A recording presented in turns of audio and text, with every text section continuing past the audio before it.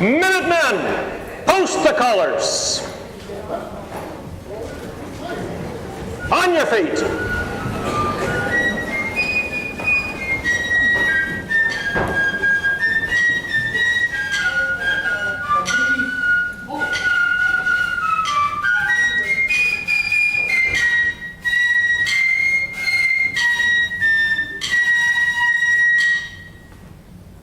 Colors, post.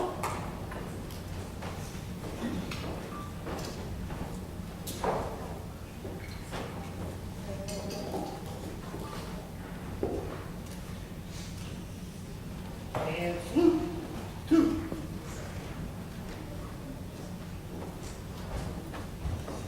Complete. And quick. Forward. Column right. March.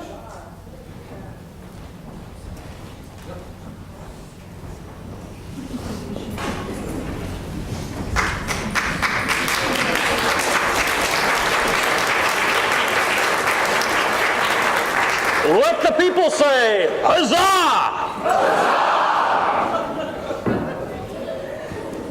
Be seated.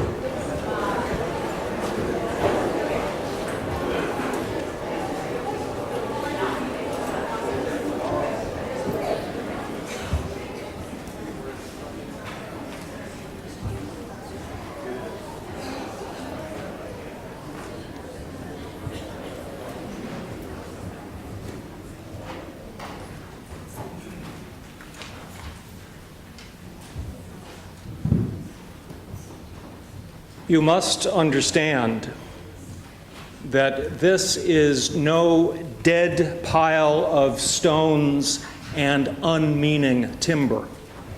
It is a living thing. When you enter it, you hear a sound as of some mighty poem chanted. Listen long enough and you will learn that it is made up of the beating of human hearts, of the nameless music of souls. That is, if you have ears. If you have eyes, you will presently see the church itself, a looming mystery of many shapes and shadows, leaping sheer from floor to dome, the work of no ordinary builder. The pillars of it go up like the brawny trunks of heroes. The sweet human flesh of men and women is molded about its bulwarks, strong, impregnable. The faces of little children laugh out from every cornerstone. The terrible spans and arches of it are the joined hands of comrades, and up in the heights and spaces are inscribed all the numberless musings of the dreamers of this world. It is yet building and built upon. Sometimes the work goes forward in deep darkness, sometimes in blinding light, now beneath the burden of unutterable anguish, now to the sound of a great laughter and heroic shoutings like the cry of thunder. And sometimes, in the nighttime silence, you can hear the tiny hammerings of the comrades at work up in the dome, the comrades who have climbed ahead. We begin by singing our hymn, number 1, May Nothing Evil Cross This Door.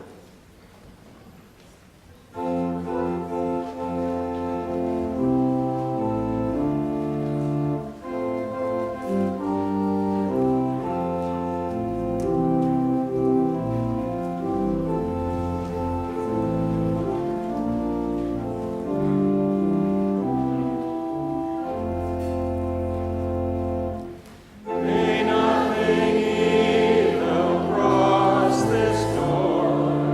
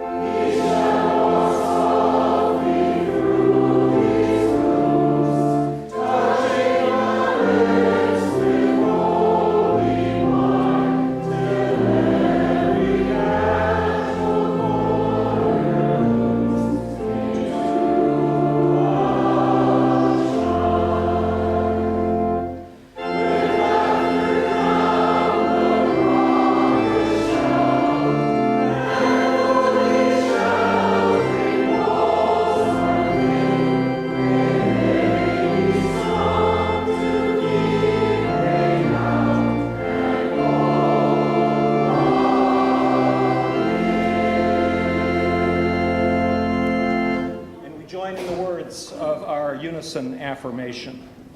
Love is the spirit of this church, and service is its law. This is our great covenant, to dwell together in peace, to seek the truth in love, and to help one another. So be it.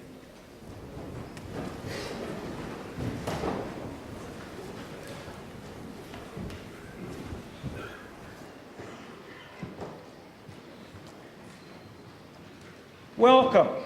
Welcome to those who are here for the first time and wonder what you've gotten into. Welcome to those who are here always and forever, and welcome to those who come once every 200 years. Raise your hand if you were married in this room, or had a child dedicated here, or were yourself dedicated here. Raise your hand if you were here for the memorial service of a loved one. Raise your hand if you've ever laughed here. Raise your hand if you've ever cried here. Raise your hand if you've sung or made music here. Raise your hand if you've been inspired or dreamed here, or perhaps taken a little cat nap here. Raise your hand if here you've rallied to purposes larger than yourself. Tell me what democracy looks like. This is what democracy looks like. Tell me what democracy looks like. This is what democracy looks like. Welcome to members and friends of this great congregation, townspeople, members of the Bedford Company of Minutemen. Huzzah! Chair Margot Fleischman and members of the Bedford Selectmen, members of the Bedford Historical Society and the Historic District Commission, Town Manager Richard Reed, Town Historian Sharon McDonald, author of A Meetinghouse and Its People, special today, $15. And welcome to members of the Great and General Court, Representative Ken Gordon and Senator Mike Barrett. Now, perhaps you know the story of a meeting between former Senators Lucille Hicks and Billy Bulger. Seal was a Unitarian Universalist from Wayland, and when Bulger learned this, he looked down his glasses and said to her, "Unitarians, aren't you those people who worship in wooden buildings?" Today, we are here to honor this venerable and sturdy 200-year-old wooden building. Particular thanks to our bicentennial festivity coordinators, Kathy Cordes, Sharon McDonald, and Joan Bowen. In coming months, there will be more celebrations, including a time capsule prepared by children and youth, a photo exhibition of rural churches on loan from historic New England, and of course, you can continue these celebrations in your very own kitchen with our bicentennial refrigerator magnets. Welcome to my friend and colleague, Andrea Greenwood. I am so glad you agreed to write a sermon instead of me. Now, at the conclusion of this service, the Minutemen will lead us out of the Meetinghouse, where there will be some brief, proclamatory, celebratory, and rededicatory words and 200 pealing strikes of our steeple bell. And after that, we're invited back into the Meetinghouse for refreshments, what New Englanders call a collation. where there also will be continuous showings of a great brand new 10-minute film on the history of this meeting house upstairs in the Page Room, produced by Ron Cordes and soon to be viewable on YouTube and at all hours of the day and night on Bedford cable television. But wait, there's more. At 1 o'clock, Brad Connor and choirs from this church and our sibling Church of Christ have prepared a rollicking hymn sing here in this sanctuary, and I will not complain if you spike your tea to amplify your piety.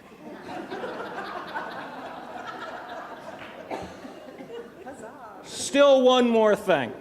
We received this greeting from Bill Schulz, minister here for a couple, 3 years from 1975 to 1978, but who went on to lead with distinction our denomination as well as Amnesty International and the UU Service Committee, and who continues as our own community minister with minimal responsibilities, but who remains a most good friend of this parish. Bill says, "Sometimes after a long day during my ministry in Bedford, I would go into the sanctuary in the early evening just to sit by myself and absorb its vibes.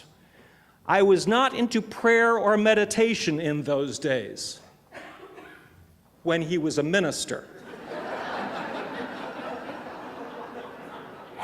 But the warmth and the smell, especially, the distinctive wooden smell of that space, resonating as it did with the ghosts of ministers and parishioners past, never failed to offer comfort and perspective. I always loved the bustle and pandemonium of Sunday mornings. How did we forget to throw around the beach ball this morning? We forgot that. We'll come back to the beach ball later. I always loved the bustle and pandemonium of Sunday mornings, but with the old vial then displayed in the corner, the antique clock stuck on its appointed hour, and the plaques on the walls of ancient ministers long since lost from view, I never forgot that I was but a hiccup in a long line of humans who had found joy and solace and wonderment in that precious place. Of course, says Bill, if I was a hiccup, does that mean John has been a long gastric condition?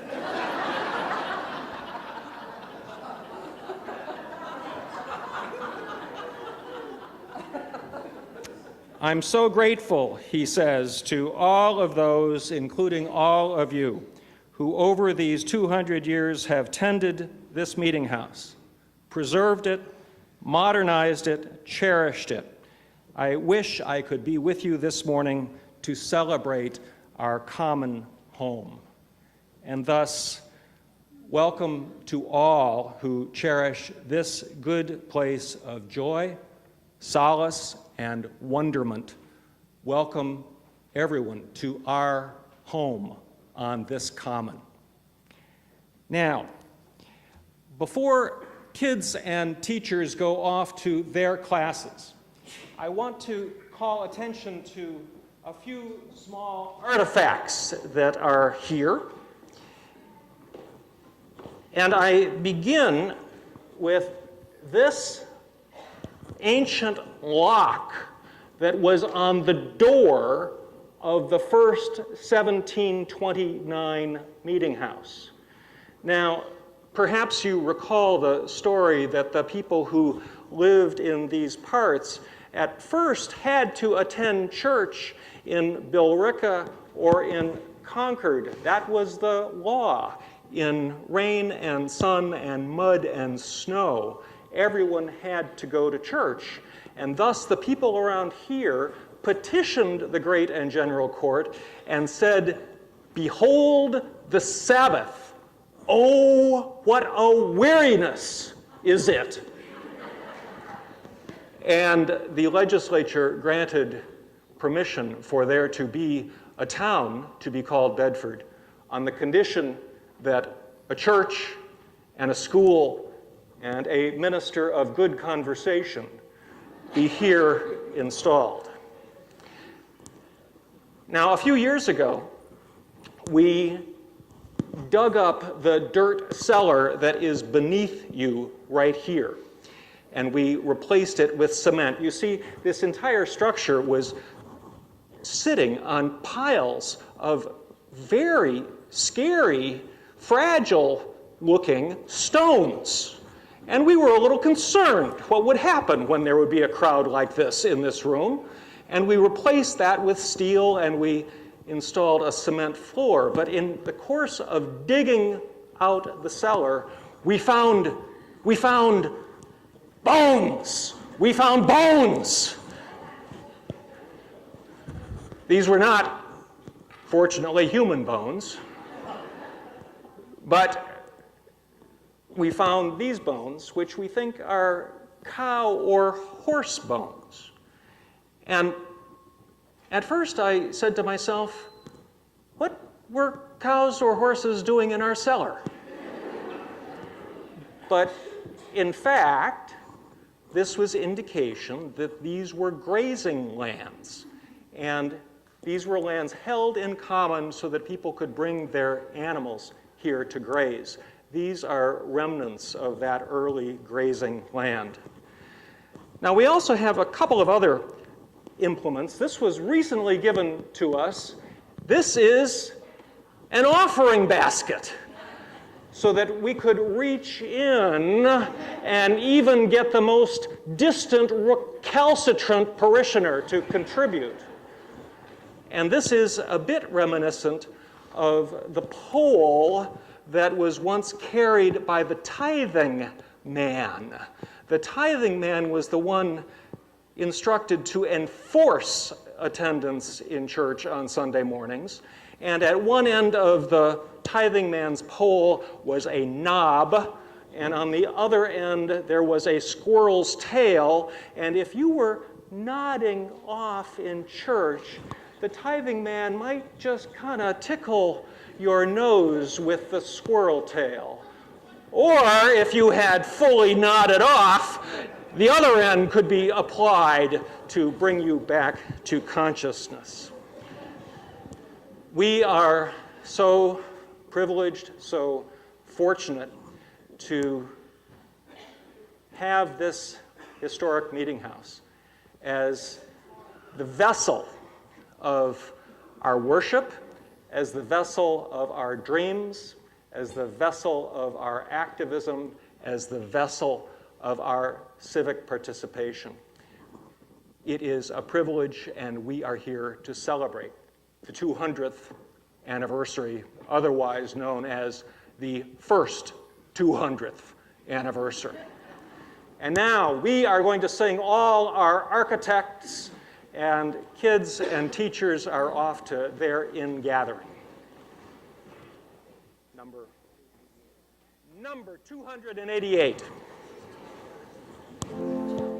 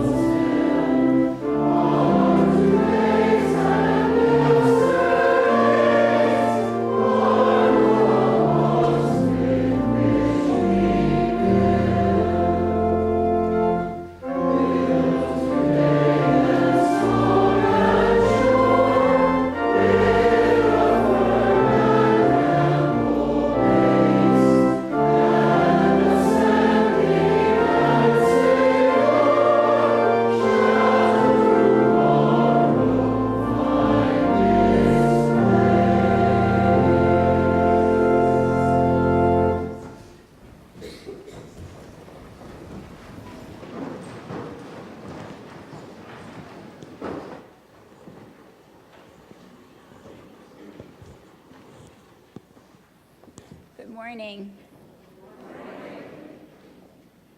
This reading is adapted from a short book called The House Beautiful that William Channing Gannett, a Unitarian minister, wrote together with Frank Lloyd Wright. There is a Bible verse that reads, "A building of God, a house not made with hands." Paul meant the body that would house the soul, but how well these words describe the home, a home right here on earth. Watch two birds foraging to build their nest. They preempt some tiny niche or other in the big world, and they bring a twig from here, a wisp of hay from there, a tuft of soft moss, the tangle of string which a schoolboy dropped, the hair the old horse rubbed off on the pasture bars, and they weave their findings into a cozy bowl to hold their little ones. Man and women are but larger birds, borrowing more of the world's materials to make a bigger bowl a little cozier. If we look with eyes that truly do see, we know that what we call our handiwork is nothing but the bird's work, a foraging of nature for the material, and then a rearranging and recombining of the plunder until we find comfort. For consider the house, how it grows. The first thing we do is dig a hole in the planet, a socket to hold us down firmly. Well, that's taking liberties with nature, for we only make the hole. She makes room for it, which is the more momentous matter. Then the cellar walls. Do we make them? We quarry the stone, drag it here, and chip it square to lay in place. But the stone was laid in the quarry for us, atom by atom, crystal by crystal, ages before people ever walked this earth. Each pebble in the chinks of the cellar wall beneath us holds thousands and thousands of years locked up inside it. Over this foundation, we lay the sills and raise the frame. We do so using the wonders of human skill. But what hands took sunshine and rain and a pine cone 100 years ago in a wild forest, and with winter storms and spring freshenings and long summer shinings built up the countless cells into the great green tree that waited on the hillside until the axeman came.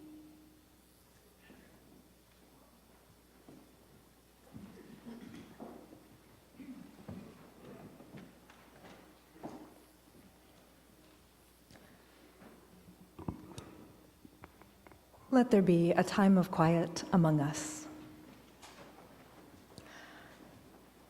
O source of wisdom and strength, you know our hearts, our joys and sorrows, our confusion and pain, our dreams and hopes.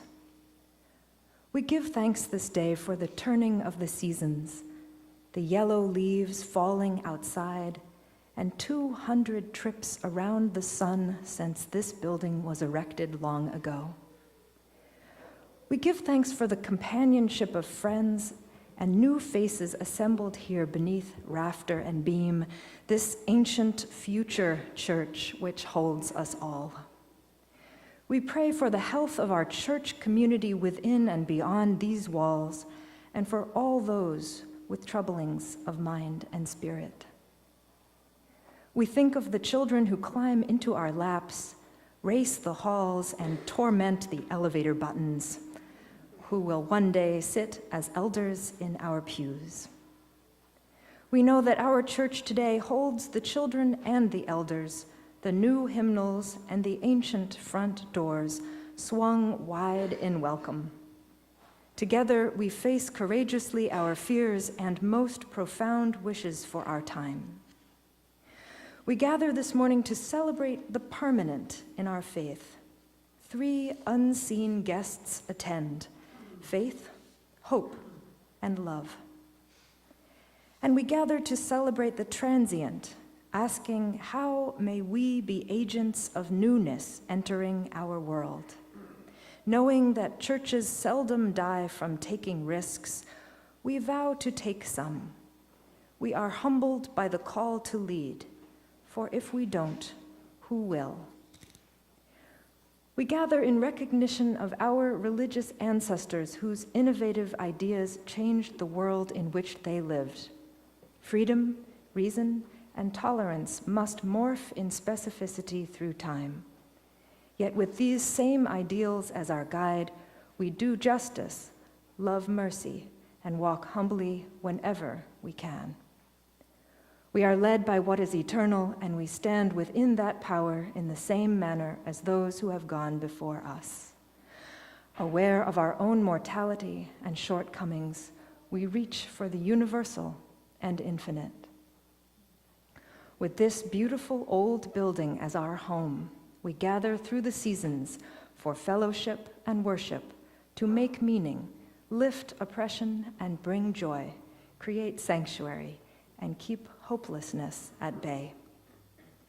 With faith to face our challenges, with hope for a time of peace, with love that casts out fear, we open wide our doors for this time and all time. May it be so. Amen.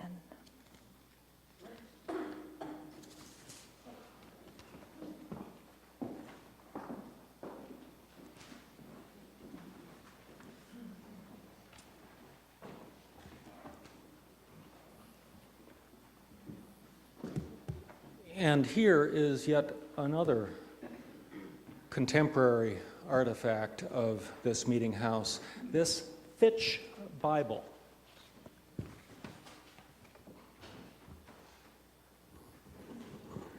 Once I carried this Fitch Bible in the processions of the pole capping day, and I will never do that again. It's too heavy.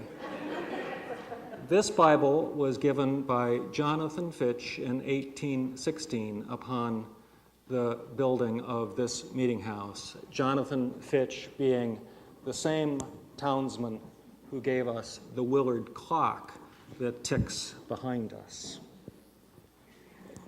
We're about to have an offering, and an offering may seem like a very simple thing, but it is actually one of the sacraments of a free church, because an offering is indication that we are responsible for what happens here. No one else. We are responsible. And in today's offering, we have chosen to contribute the offering in its entirety to three organizations that have supported this congregation and this meeting house. First, the Boston Museum of Fine Arts, which houses and safeguards our historic communion silver. Second, the Bedford Historical Society, which safeguards many of our artifacts and ancient manuscripts. And third, the Andover Harvard Library at the Harvard Divinity School, which archives many of our records. Freely we have received, freely give.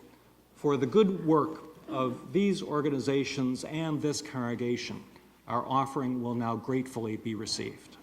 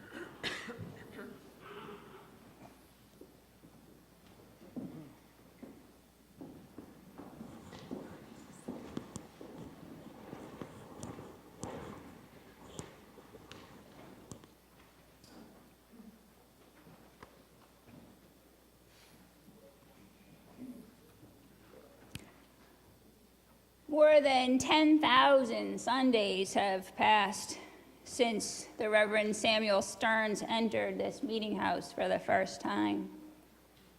Don't worry, I won't tell you about every single one of them. He preached a dedicatory sermon using the lines from Genesis. How full of awe is this place? This is none other than the house of God. This is the gate of heaven.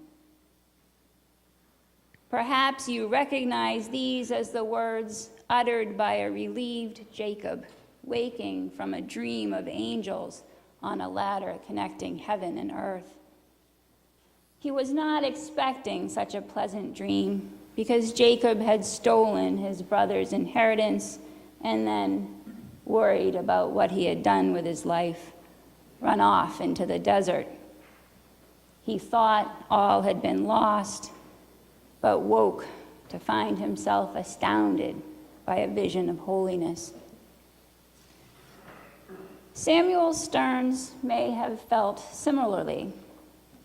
The first meeting house was in a sad way. It was 85 years old, and the economic downturn after the revolution meant that the building had been neglected. In the 1780s, exciting plans were made to renovate. They would add on to the front, erect a tower and a steeple, fix up the interior. Instead, they managed to prop up the sagging balcony and had the choir migrate up to the loft so they could free up some valuable real estate near the pulpit.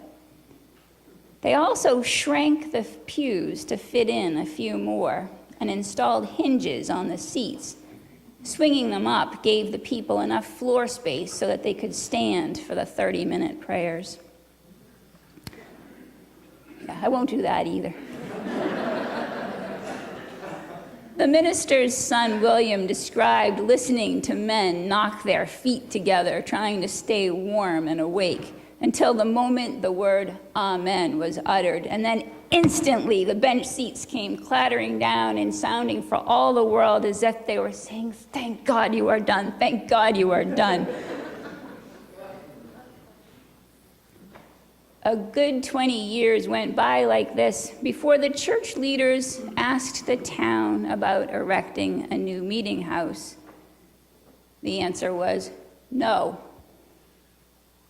But then, a few months later, a severe hurricane struck the Turks and Caicos and then the Bahamas before making landfall on Long Island and Connecticut and passing through the area where the Quabbin Reservoir is now and heading into New Hampshire.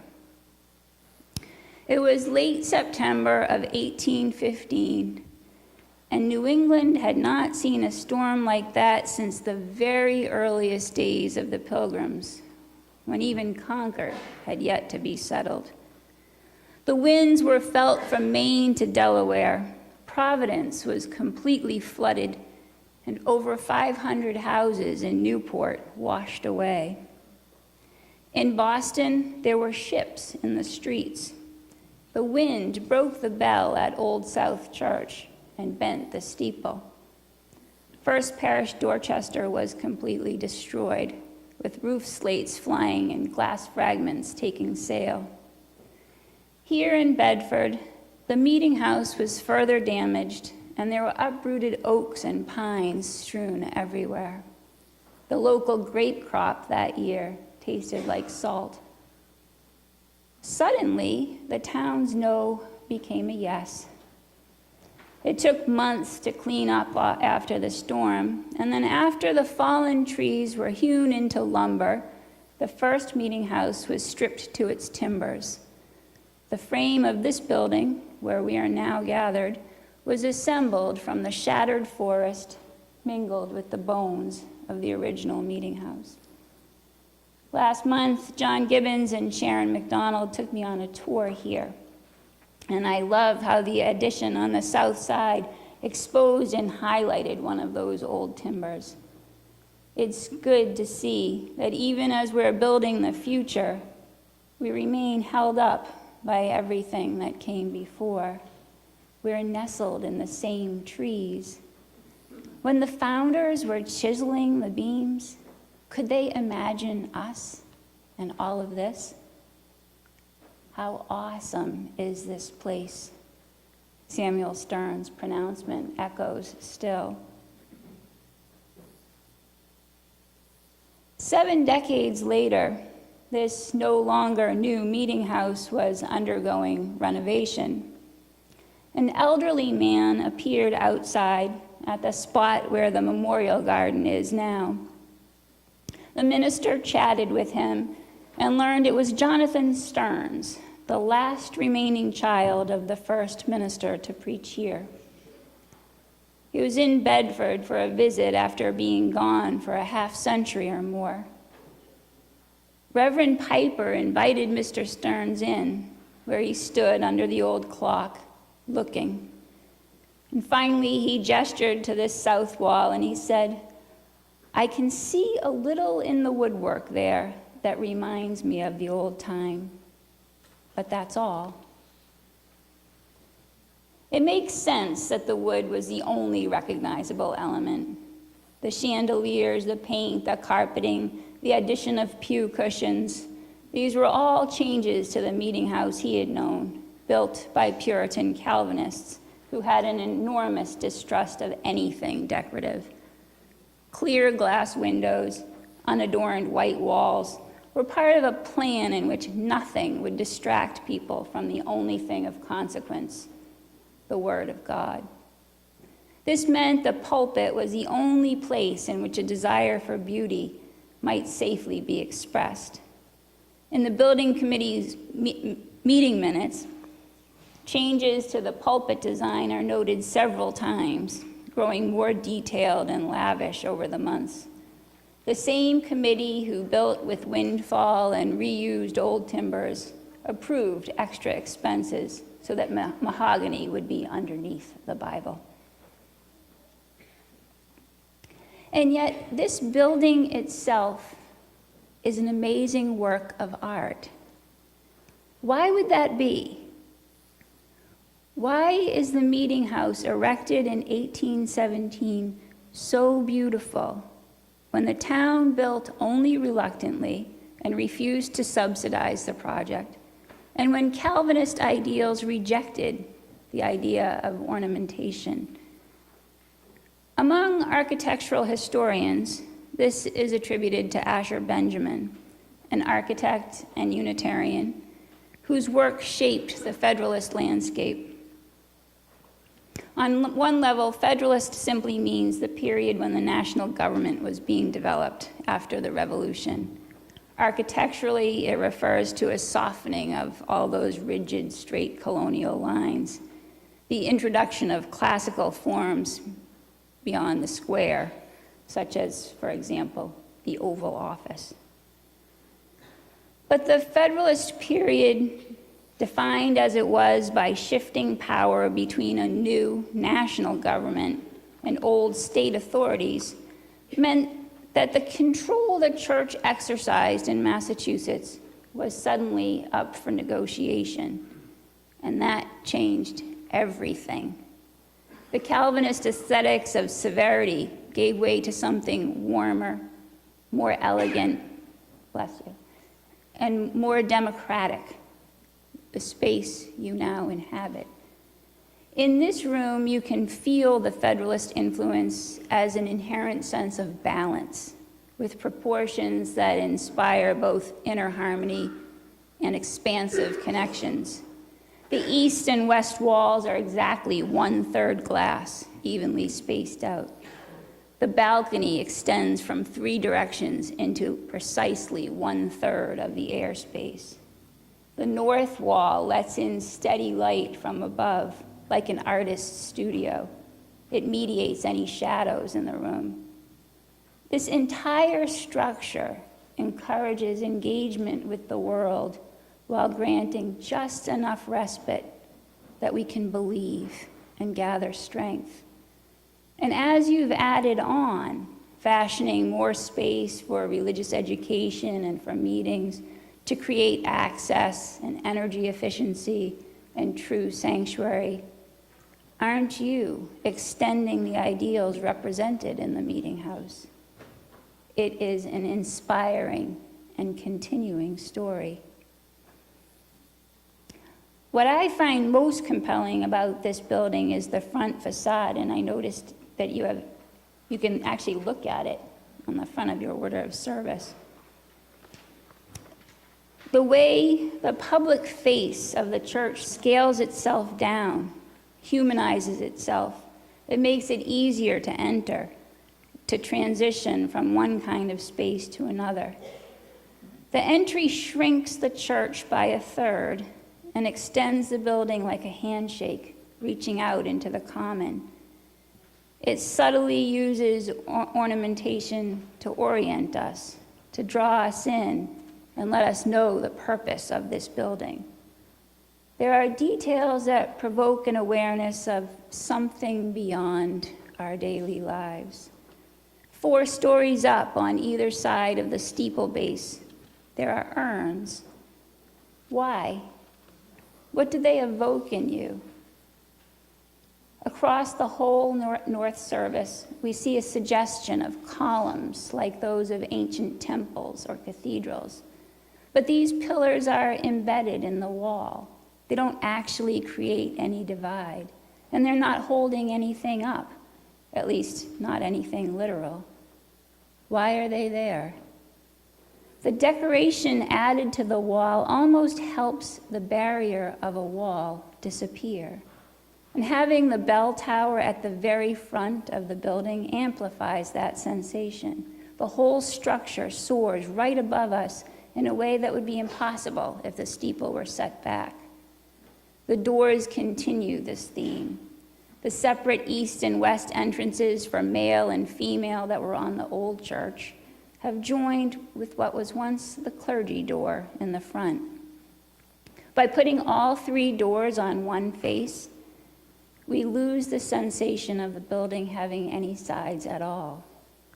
This arrangement makes it clear there's broad access, that we all enter from the same ground. It is as porous as a wall can be.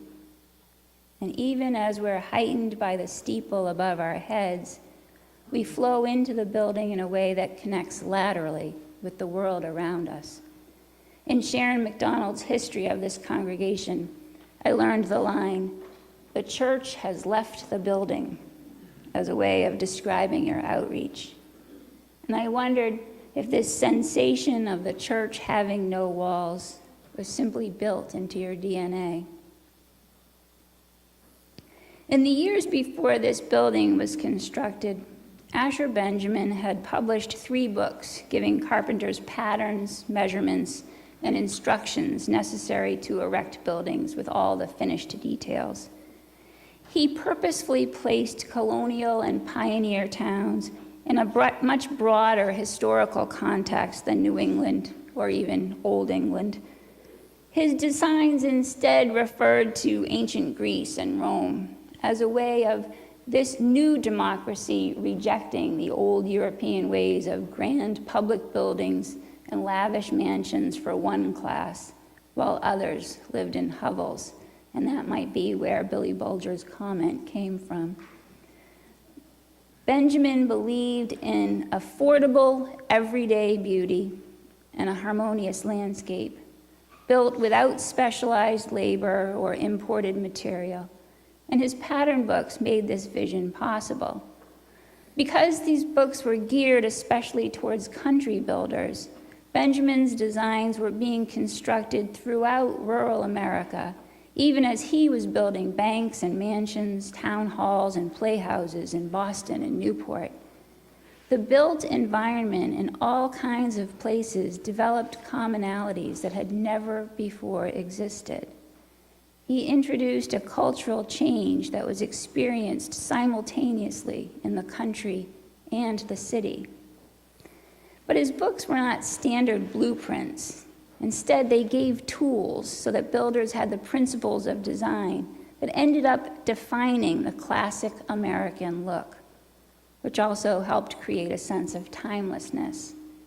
This meeting house did not look modern and avant-garde in 1817, when Bedford was a tiny rural community. But neither does it look outdated in the bustle of today in this suburb of 14,000 people. Yet Asher Benjamin did not build or design this meeting house. The people of the church did that. Primarily, it was three men: Joshua Page, who went on to develop a great deal of the town, and Levi Wilson, the grandson of Captain Jonathan Wilson, the local hero lost on the Battle Road. They were the builders, and some reports say that Simeon Blodgett, a local miller, created the plans. This is a fulfillment of exactly what Benjamin was aiming for, a realization of his dream. Not uniformity, but a design by the people and for the people in a specific place. In this case, the building had to be designed to make use of the size timbers that were already on hand. The major elements of this meeting house are a unique blend of two different Benjamin plans, and the details come from at least two others, and it's masterful. The element that architectural historians always talk about is the steeple, which has a rectangular horizontal block where everyone expects a vertical tower. Virtually the whole face of the meeting house climbs higher to form the steeple base, and it pulls us all up with it. I wondered what Wilson and Page and the building committee were thinking as they sketched and then built this design. Did they remember the hurricane and the bent steeple at Old South? Was this broad tower a prayer for stability, that they might withstand the forces of nature? Was it a way of remembering the event that brought this new meeting house into being? Or was it a different vision of what the church could be in this unfolding new nation? A stability that comes from joining hands with everyone and climbing higher together. It feels to me like this was part of their understanding of faith, the community. So much of this church is oriented laterally. Despite the talk about woodwork for the pulpit, all of the movement in this room is not directed this way. It flows from side to side, like intersecting waves from up in the balcony down and then up again, or from under, up, and back out. In the building committee meeting minutes, I saw Wilson seeking permission to widen the doors from what they had been originally planned for. He wanted to make access broader. And then even in the steeple, the lines are not vertical. We are built higher and higher without ever actually pointing up. There are arches in the windows with mullions that bend left and right, or in the openings of the bell tower, and then in the 8-sided lantern above that. Everything curves heavenward, as if to shelter what lies below, which is a small triangle in the belfry base, the peak of a roof that floats high, high above the sanctuary to give us room for our dreams. In my research, I came across a phrase in Brown's History of Bedford, noting that the builders used beams from the old meeting house along with new wood from the trees blown down. Brown wrote, they had created a structure that contains reminders of the forest primeval. There was an image that captivates me. The wilderness is in the walls, like it's in ourselves at times, if we dare to really look. I think of Jacob waking alone in the desert, wondering what he had done and what might become of him, and then finding there can be enchantment in this disenchanted world. Because the builders here rushed to finish, this meeting house opened on July 8th, 1817, instead of in November as it had been planned. It ended up that they opened the same week that saw the birth of Henry David Thoreau, who worshiped in the woods like his ancient forebears. Sharon MacDonald notes in her book that Thoreau wrote of listening to Bedford's church bells in the stillness of the night while he was living out at Walden Pond. He found the sound sweet and noble and inspiring, like the hooting of owls. Of course, owls are the symbols of wisdom, and they can see what's hidden to most of us. It's a reminder that we don't always need to speak about the natural world. We can speak directly to it in a language of movement and shapes, with materials that root us deeply to this place, like birds building a nest. John and Sharon took me everywhere on our tour, down to the Undercroft with its chiseled granite posts lined up to share the weight above. The granite switches over to these wooden pilings leveled into place with stones. In the attic, numbered posts and beams march the entire span. The old church and the broken forest still sheltering us.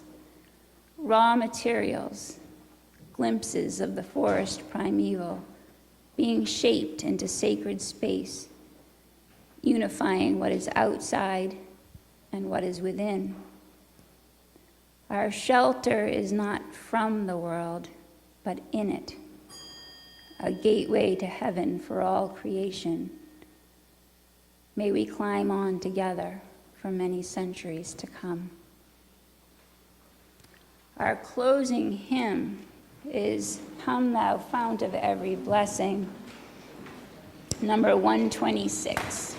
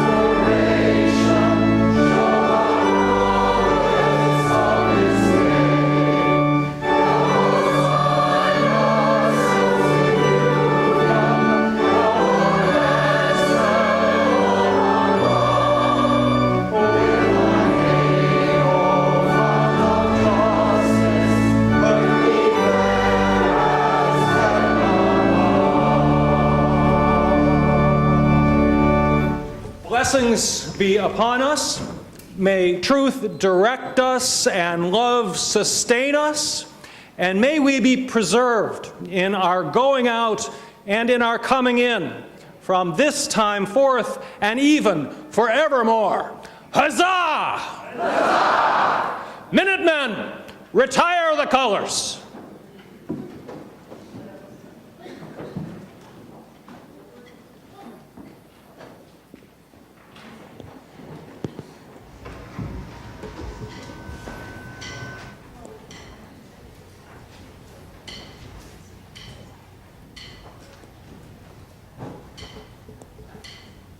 Company